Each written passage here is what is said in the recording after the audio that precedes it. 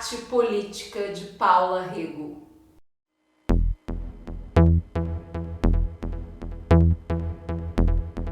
Arteiras e arteiros do nosso canal, como é que vocês estão? Bom, hoje a gente vai dar um pulinho ali em Portugal e vamos falar sobre uma artista chamada Paula Rego.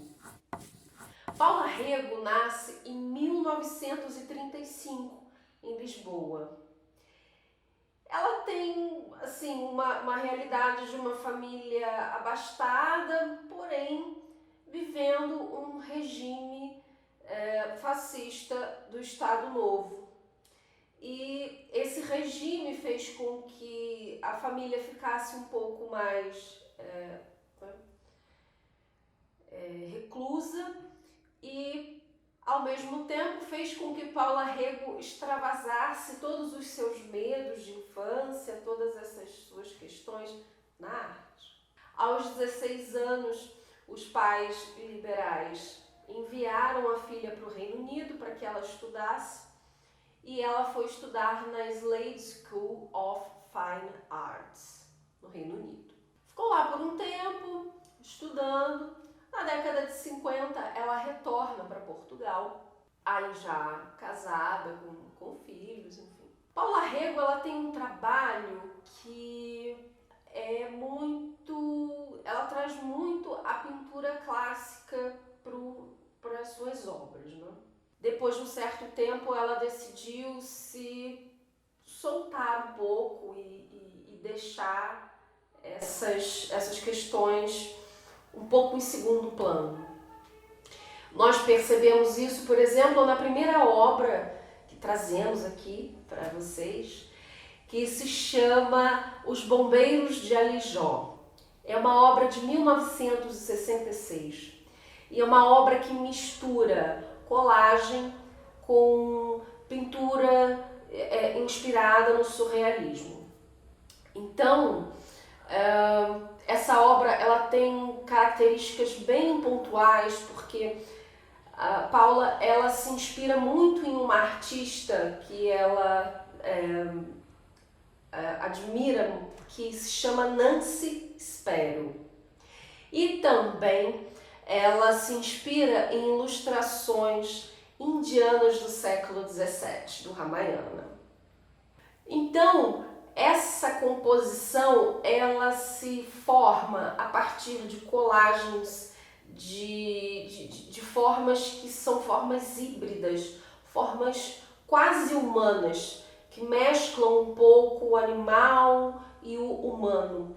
São ao mesmo tempo também formas distorcidas, são formas que criam ali uma espécie de atrito, causando uma sensação de transformação. Então são formas que nos dão a sensação de que estão em constante transformação ali. Estão passando por um processo de metamorfose, de transformação. E é claro que essa obra ela fala de um nível muito particular, porque ela questiona, né, o que sou eu e o que é o outro. E essas formas, como elas estão ali retorcidas, não é? Nesse constante atrito, é como se essas duas realidades ali se encontrassem de alguma forma e realizassem essa transformação.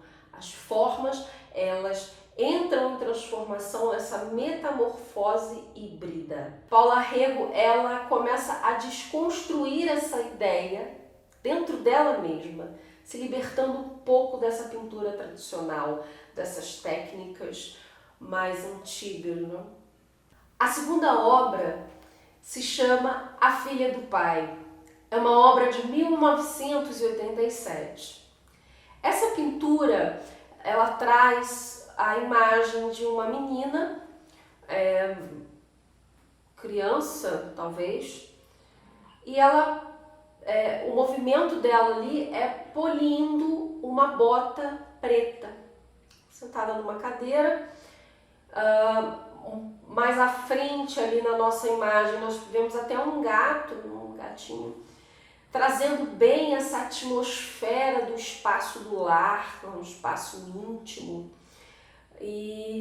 Só que essa menina, ela tá polindo uma bota preta, que é uma clara representação do regime ditatorial de Salazar, que acontecia naquele momento em Portugal.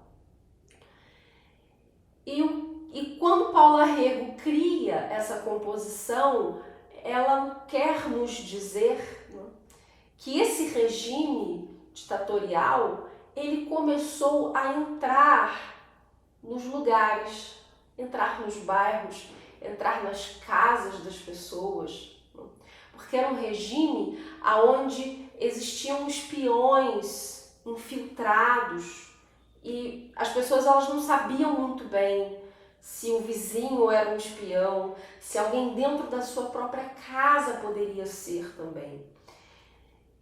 E toda a ingenuidade de uma criança polindo uma bota que tem essa representação tão forte, né? Trazendo para essa atmosfera familiar o medo, a preocupação, a insegurança.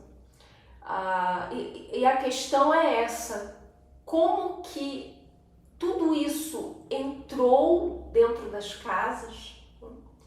E como que as pessoas, de uma certa forma também, lidavam com isso com uma certa ingenuidade, vamos dizer assim.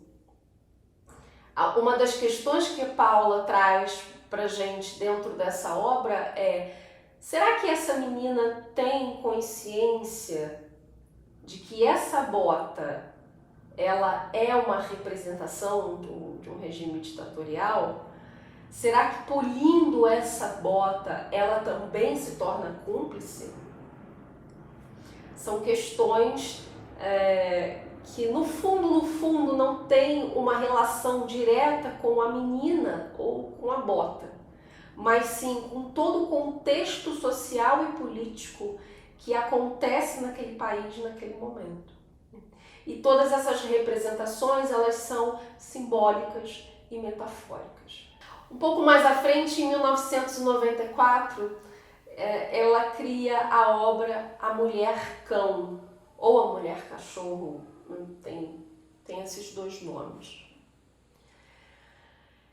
Essa obra, ela pediu para que uma amiga posasse para ela numa posição extremamente diferente, vamos dizer assim. Então a amiga dela abaixada, contorcida assim, e olhando com uma cara feroz, com uma cara bem, né, expondo raiva, expondo essa forma bestial, assim, não é?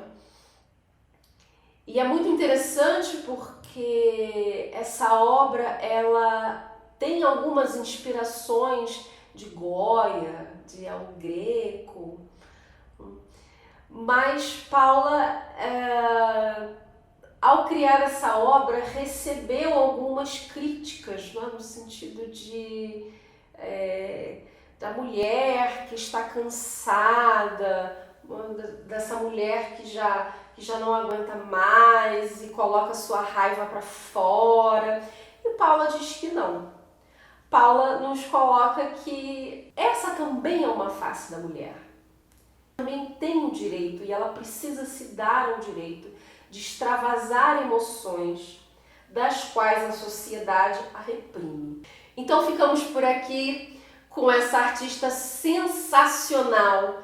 Deixo vocês com esses questionamentos do quanto que a arte pode e deve ter esse caráter político, independente do que se use, seja pintura clássica, seja silhuetas, seja o que for, não é? É muito importante que a arte seja uma coisa que nos faça pensar, que nos faça refletir acerca da realidade em que estamos vivendo. Então eu deixo aqui esse recado, deixo meu abraço e seguimos juntas.